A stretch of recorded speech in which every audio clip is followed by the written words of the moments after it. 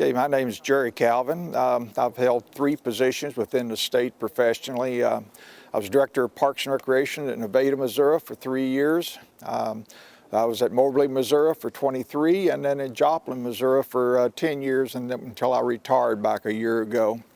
My association, the Missouri Park and Recreation Association, I've served as president twice. First time 1981-82, and then also in 1983-84.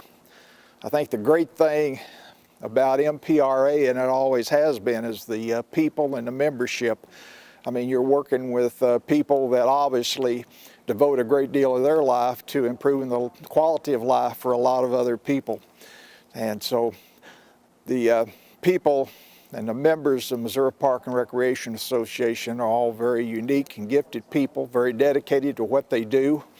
I think people know that it's not one of the best paying professions in the world, but that means all the more because the people that work in it are definitely committed and definitely very professional in the way that they conduct themselves and carry out their day-to-day functions in providing the best leisure services they can for the various communities that they serve throughout the state of Missouri. Tell us the biggest changes in Parks and Rec profession since you started. Biggest change, obviously, speaking particularly in the state of Missouri, is the creation of new resources, which has enabled us to do a much better job providing services to our local communities. For a lot of years, the resources weren't always there to do the job that we wanted to do, and with the creation of the Parks sales tax legislation for local communities back several years ago, it's just opened up all kinds of opportunities for our citizens throughout the state of Missouri and helping us to improve their quality of lives, give them better facilities, and just making it a much more enjoyable lifestyle for all of our citizens throughout the state.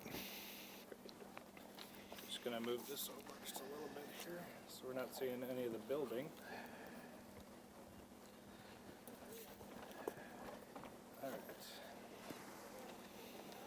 All right. Do you have any advice for the professionals of the future? Professionals of the future, I think the future is going to be even greater. I think right now, you know, obviously we're going through an economic downturn, but that's where the professionalism of Parks and Recreation people always shows through, and because those are the people that know how to do the most with less. And so during economic downturns, those are the people that really pull it together, are used to doing a whole lot without much. And I think the future will improve with that. I think people are very tied up into quality of life issues. I think people are very tied up and very cognizant right now of the health issues that are facing our country with health insurance. Obviously, Parks and Recreation and the quality of life issues plays a big role in that and helping people to lead more healthy lifestyles. So I think that's a big program in the future. Hopefully, then Parks and Recreation will lead the way and do a lot to improve the quality of life for all of our citizens, and in particular with health issues in the future. Great. What are some of the strengths of the profession? What are some of the strengths of the profession in Missouri, and what are some of the challenges? Strengths of the profession in Missouri is a people that was, is, and always will be. The fantastic people that we have throughout the state of Missouri. You know, it's not only the professionals, but all the people that volunteer their time on citizen boards, Parks and Recreation commissions, and serve on city councils. You know, I had the great fortune to work with several board members. I can remember one in particular that spent 62 years of his life working for the park district that I was employed with. Another one that was there for 35 years. And so that's the kind of dedication it really takes to improve the quality of life of all the communities in the state. And it's also one of the reasons we're starting to progress so much in this state, and the quality of our facilities and the quality of our programs has improved tremendously in the last few years. And what are some of the challenges? Some of the challenges, again, is going to be the health issues. I think Parks and Recreation, it's a tremendous opportunity for us. It's a tremendous challenge. Obviously, with the health insurance issues, Again, the health issues, making sure that the local Parks and Recreation Agency is involved in providing for all those needs that are there, whether it's with walking and bicycle trails or jogging, exercise classes, swimming opportunities, all the different things that we do every day that improve the quality of life for the citizens and the people that live in Missouri. And so there's tremendous challenges there just meeting all those future needs. Great. Well, thank you very much. All righty, thank you. Thank you. Enjoy your evening. All right. I'll be in there for dinner here soon. I hope I gave you some good stuff. Oh no, that was great. You've done this before. Can I just have you count to 5 real quick? 1, 2, 3, 4, 5.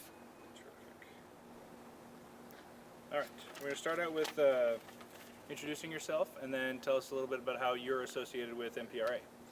Okay. One of my names is Old Drum. The other name that most of the MPRA people know me by is David Curtis. I've been a member since the 1960s. First is in the student section in 1966-67 college school year, and then as a professional member since 69 continuously until right now, although I am now retired. And tell us the biggest changes in the Parks and Rec profession since you started. Oh my. Several things come to mind right away. Number one, everybody wants park and recreation services. It used to be that was something that big towns had. Now little bitty towns have park and recreation services. There are therefore many more professionals in the field than there were back in the 60s when I first started working. The field's really seen an awesome growth in the number of people to provide those services for the general public.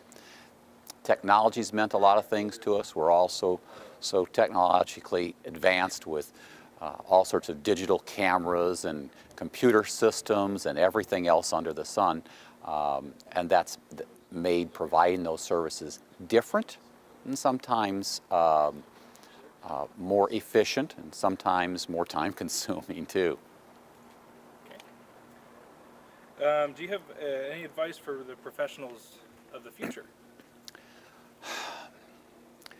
If you're talking about young students in the park and recreation profession, my advice would be as follows. Number one, while you're in school, get totally involved as much as you can. That means go to work for a park and recreation agency of the type that you want to be in. If it's public parks and recreation like I did for years, or whether it's a therapeutic situation, you're working in a hospital, a nursing home, whatever it might be, no matter what the situation is, get immersed while you're still in school so that you can fully taste the field and understand it. And it also is awesome on your resume to have something when you've got your degree with that plus, because there's a gazillion kids that have got their degrees. But you can have a little bit of a leg up. The other thing I would say is it's never too early to get professionally involved with the associations, whether it be your state association or your national association. And some people think that's kind of hard.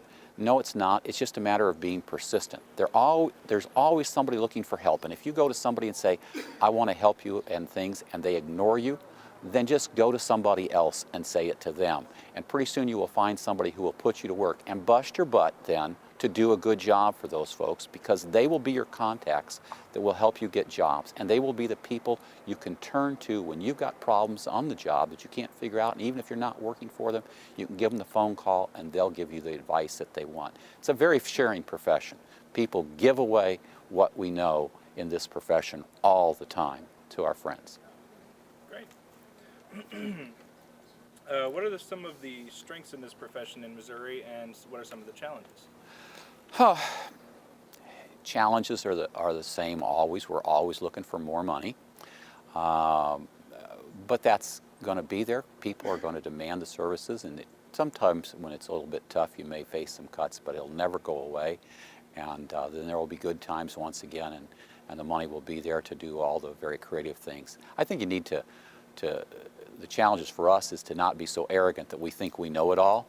to listen very much to the constituents that we serve and provide them with what they need. What one community wants and needs is entirely different from the personality of the next community down the road, and their desires for what's important in their leisure time activities and facilities is different, and that's okay. And so you have to be very, it's a challenge to listen, because you've been around, you've seen a lot of things, and you want to do something, but that may not be what your own folks really want. And so listening is just a real challenge for you, far more than anything else. And what about the strengths? The strengths of our field, it's the people in it. Practically everybody who gets in this field really understands they're not going to make a lot of money. They're going to be serving people. It's what they want to do. It's what they enjoy. They probably enjoyed playing themselves, and so it's very rewarding to continue to play yourself and watch other people play. And by the way, back to kind of all those other challenges kinds of things, I think that's a real important challenge, because sometimes we get swept up in just working so much that we don't play ourselves. You need to really have fun on the job. You need to really play.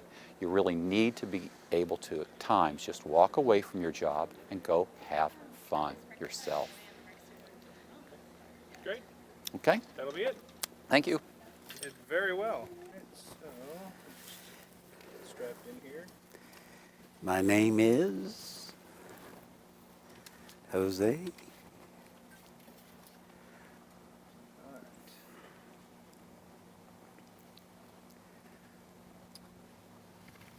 And if I could have you count to 5 real quick. 1, 2, 3, 4, 5. Terrific.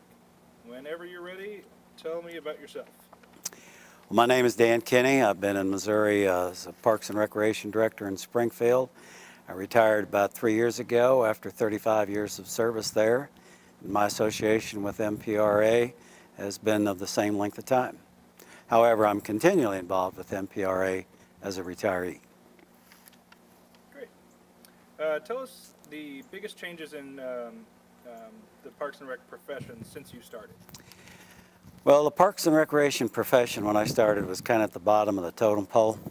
I think it's risen up about 3/4 of the way there, and we are now a group of people to be reckoned with, not only on the local politics level, but also the state and national legislation that's going through MPRA and NRPA. So we've moved ourselves up several notches in the last 35 years, and that makes it a good place to be. Great. Do you have any advice for professionals in this field of the future? Hang in there. The economy's going to get better. The people in the communities are more demanding for park and recreation activities than ever before. All the tree huggers, the trail ride walkers. It's really a growing profession. It's reached out into many areas. So you two are in a very good place, and I would stay in there and make yourself become as marketable as you can and introduce yourself to all the facets of parks and recreation. Great. What are some of the strengths of this profession in Missouri, and what are some of the challenges? Well, let's start with the challenges. Of course, it's always the economy. Getting parks taxes passed, which we've had many pass in the last few years, bond issues, and having enough money in your community to go around makes it sometimes difficult. The best things about parks and recreation, I think, are if we bring the families together, we add to the quality of life. It's the intrinsic value. It's what they take home to their families, and their families take home when they're in a park and recreation activity. It's the intrinsic values that mean the most, I think, to the families, and they're things that lead them back to the park and recreation activities. And the strengths? Did you say That was just the Okay. strength. The strengths are the intrinsic Then you're done. activities that we all live with. All right, then that's it. Okay? Associated with MPRA for about the last 40 years. Okay, let me have you answer that one more time. We had a noise malfunction here. Okay. Go right ahead. I'm the retired director of Columbia, Missouri Parks and Recreation Department. I'm a past president of MPRA and have been associated with MPRA with many committees and boards and so forth for the last 40 years. Great. Tell us the biggest changes in the Parks and Rec profession since you started. Well,